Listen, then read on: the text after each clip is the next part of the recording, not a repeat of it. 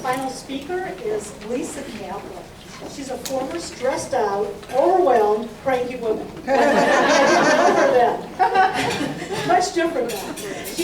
She is currently a really happy mother of three, wife, psychologist, life coach, blogger, and professional speaker. It is good that you're not stressed out. She is the proud owner of Smart Women Inspired Lives, where she helps women become former stressed out, overwhelmed women into ridiculously happy and joyful humans. Lisa tripled profits of her small business in 1 year with a marketing budget of zero. Can anyone relate to that? And some seriously savvy social media techniques. She has a master's and doctoral degree in psychology, as well as a life coach certification. When not empowering women nationwide, you will find Lisa with her nose in a book, cuddling with her dog. Today, Lisa will share 5 simple tips to social media savvy you need to grow your business on a shoestring marketing budget. Please welcome Lisa. Thank you so much for having me. So how many of you are currently using social media for your business? Wow, that's pretty good. How many are you using it well? Okay, so that's good. That's not at all uncommon. So let me tell you a little tale about three therapists. These are 3 therapists with very similar credentials. Three therapists who have zero money for marketing, zero or maybe even a few pennies they find in their kids' wash, right? And they also hate to sell. All 3 of them hate to sell. They're not going to cold call. They're not going to push you. They don't like to sell. And now let's talk about an ideal client. An ideal client is she's a woman who's struggling a little bit. She's unhappy. She needs a therapist. So what does she do? She asks her friends, I need a therapist. I'm unhappy. She gets a list of 3 therapists, our 3 therapists that we're talking about here. And what does she do first to get more information on her therapist? What do you think she does? She Googles them. It's the first thing she does. So she Googles therapist number 1. She can't find her. 3 pages into the Google search, she finally finds her. She clicks on her name. What comes up is a web page. A web page out of, let's say, the American Psychological Association's website. On the web page is a picture of our therapist, contact information, and that's really it. Our ideal client says, bleh, boring. So what does she do? She Googles therapist number 2. Therapist number 2 shows up a little further in. She's about the bottom of the first page, top of the second page of the Google search. And so our intrepid ideal client clicks on her page, and she finds a decent website, a little bit of branding, and then some social media tabs. So she says, I want to learn a little bit more about this person. So she clicks on her Facebook page, the tab for her Facebook page. She gets to therapist number 2's Facebook business page, and what does she see? Not much branding. The last post was a year ago, and it wasn't really too exciting. And she thinks, this person must not be in business anymore. Otherwise, she would be posting regularly on her Facebook page. So she says, not interested in therapist number 2. Now she Googles therapist number 3. And therapist number 3 is the top 5 spots on Google. The top 5. So she says, somebody knows her. She clicks on. She comes to a lovely website, not all that fancy, but great branding. She gets immediately an idea of what this person does. Then she sees social media icons. She clicks on the Facebook page of this person. And she comes to this beautiful Facebook page. And on it, our ideal client now sits for about a half-hour reading. Because what this therapist has put on this are some really interesting articles about women. Women struggling, women unhappy, women not sure what they want to do with their lives. Some of the articles and blogs are written by the therapist, but many are not. Then she sees inspirational quotes. She sees funny stories. Then she sees a crazy picture of the therapist with her dog. She sees a picture of her therapist with her family.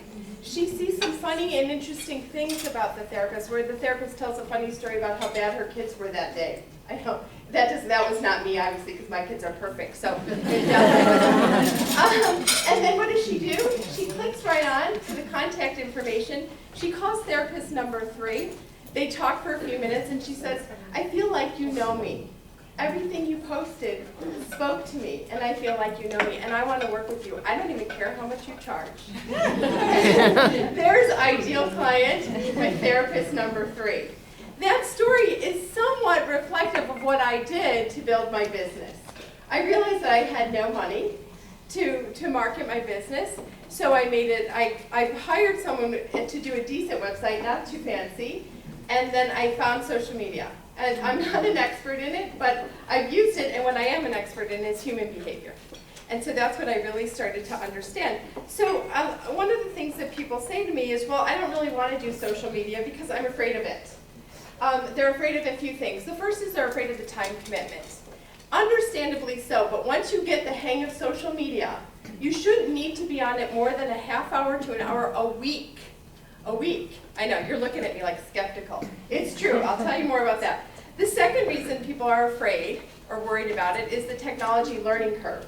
But interestingly enough, and not surprising, social media is the most user-friendly technology out there because they want the average person to use it, right? So if you spend just a little bit of time, you'll get through that learning curve. And the third thing that most people are really afraid of, they say, I'm afraid of putting my stuff out there and having people judge me. Well, unless you're putting your kids' ACT scores, and then you will be judged. I just want to tell you. Unless you're putting inappropriate information, people aren't going to judge you. They're going to learn more about you, right? So you're going to put information on there that shows your ideal client that you're talking to them. Make sense so far? So here's what you do. You want to decide on one social media platform to start with so you don't get overwhelmed, because there are a lot of them out there. So you want to pick the right social media platform for your business. If you are a local business, you probably want a Facebook business page. Those are really the easiest to use. You can get your friends to like you right away, and it's a good, easy start. It's cheap. It's essentially free. If you are a web-based international business, Twitter. Twitter is the way to go. Twitter's easy, quick. You catch a lot of people quickly. If you have a business where, let's say, you are showing outfits and clothes, you might want to think about Instagram or Pinterest. If you're business to business, LinkedIn's probably a good place for you. So pick one. Pick one site, and then what do you want to do? You want to think about where your ideal customers hang out. Where are they spending time on social media, and that's where you want to set up. So then what you want to do is you want to set up your chosen social media platform. How do you do it? Google the instructions. Seriously. They have 3 or 4 instructions, you're ready to go. Or I'm going to leave you the number for my 14-year-old. He charges now like $100 an hour, but he's really good. And he'll be like, how could you be so stupid to not know how to do this? Right? Because I'll ask him a question and he looks at me like, oh. But ask someone to help you set it up. But once you set it up, and this is key, this is a big mistake people make, brand it immediately. If you don't have branding on your social media, don't bother. People are, it's going to look vanilla. Right? I like vanilla, but with a little chocolate sauce. Right? So really think about how you're going to brand it. You want to put your logo, a tagline, pictures of yourself. Brand it right away. Your colors. If you have a color scheme that you use for your business, that's what you want to. That's what you want to use. Then what you want to do is start using social media with some great posts. And this is probably the most common thing that people ask me. What should I post? I don't want to be too salesy. I don't want to be too pushy. What you want to post are things that resonate with your ideal client. What keeps your ideal client up at night? Whatever that is, you want to put on posts that answer that question for your ideal client so that they resonate with what you're saying. What you want to think about is putting posts on that will get people to know you, trust you, and like you. Those are the 3 things. So how do you do that? You put posts that entertain and educate. And you vary them. You entertain with funny little clips. You can do crazy animal things. One post that I got the most hits on, I did a selfie with my dog in the car, because I spend like a lot of time in the car driving my 3 kids around. So I have this selfie of me and my dog, and I have my sunglasses on, and my dog's like, most hits I've ever gotten. My husband, who's an orthodontist, his most popular post last year was a picture of our 3 kids and a dog, and the dog. Because why? People want to know that their orthodontist has kids and gets it, right? So these are things that really can relate. So think about things that you can put on. You want to entertain and educate, but also periodically you want to sell. Periodically. So every 10 posts maybe, talk about what you do. Maybe you have a sale going. Maybe you're taking on new clients. Then you can, or maybe even put a testimonial on. Testimonials are great. But also sell with sincerity. I know you've all seen posts where you say, ugh, you feel icky reading it, like you gotta go take a shower, you felt so dirty reading it. Don't put those on. Just very sincere. This is what I do. I'd love to work with you. Here's where you can find me. But this is key with social media. You want to post frequently. If you don't post frequently, don't do it. You'll actually hurt yourself. It will be worse for you. So what's frequently?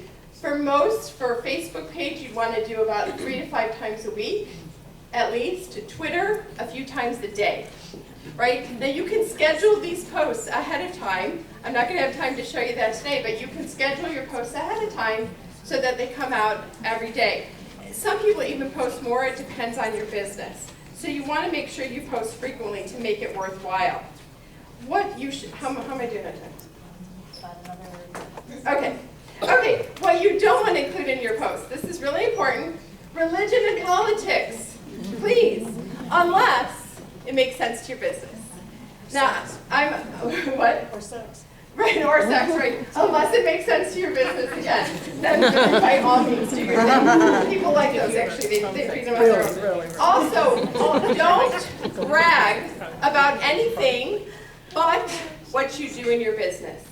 So if you get an award, by all means you should put that on. If you get a beautiful testimonial, then yes, you should put that on. But please do not tell us how many hits your kid got in the last baseball game on your professional page. It doesn't belong there. Do that on your personal page. People will unfriend you right away. Okay. The other things you should do, low frequency of your posts. And what we call egghead disorder. If you go on Twitter and you don't put a picture on Twitter, you're an egg. Okay? Do you know what regular Twitter follows? The first thing they do? They unfriend eggs. So don't be an egghead. That's it. Definitely don't do that. And then not engaging with people who make comments on your Facebook page. Yesterday I was walking my dog. She got away from me a little bit.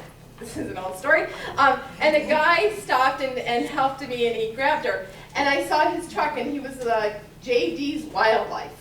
Okay, and clearly my golden doodle counts as wildlife. So I went on J.D.'s Wildlife Facebook page, and I said, thank you so much for stopping and helping me today. Within an hour, J.D. responded.